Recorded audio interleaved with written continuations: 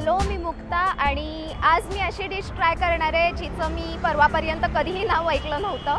काल त्याची मी फेसबुकवरती पोस्ट बघितली आणि आत्ता मी ती डिश ट्राय करणार आहे. तर ती डिश आहे गोव्याचं रोस omelette bye Deepa's Malvani kitchen.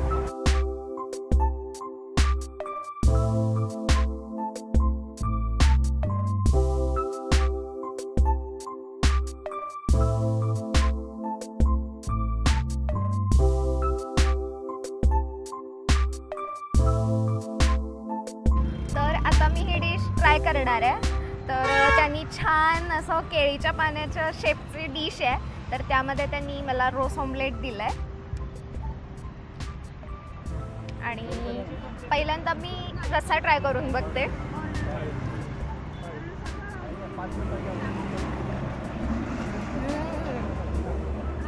Proper गोव्यामध्ये गेल्याचा फील येतोय. त्यामध्ये खोबऱ्याचं वाटण आहे आणि त्यांचे स्पेशल असे मसाले आहेत. अजिबात स्पायसी नाही आहे, खूप यम्मी आहे.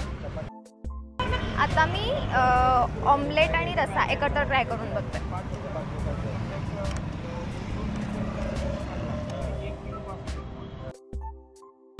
रस्साचा फ्लेवर ऑमलेटमध्ये पूर्णपणे उतरलाय आणि हे कॉम्बिनेशन खूपच सॉलिड आहे. आणि गोष्ट म्हणजे यामध्ये तुम्हाला चिकनच्या फोडी सुद्धा मिळतात.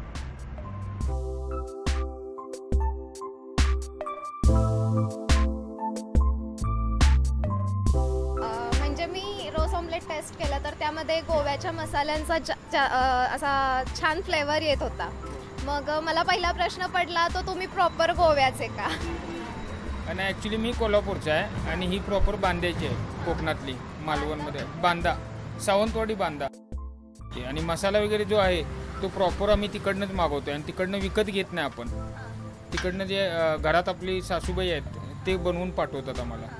त्यामुळे प्रॉपर प्युअर मालवणीच मसाला वगैरे सगळं येतो. कोल्हापूरचं फक्त पाणी यूज करतो आपण आणि चिकन, बाकी सगळं मालवण तिकडनंच मागवतो आपण, मसाला वगैरे सगळं.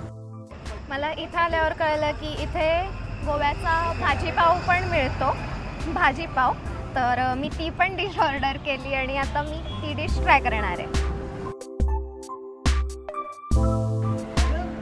यामध्ये त्यांनी आज हिरवे वाटाणे घातले.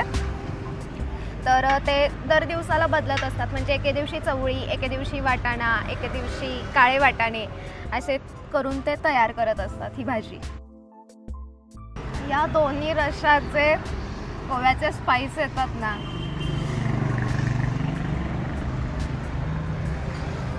मला तर प्रचंड आवडलंय.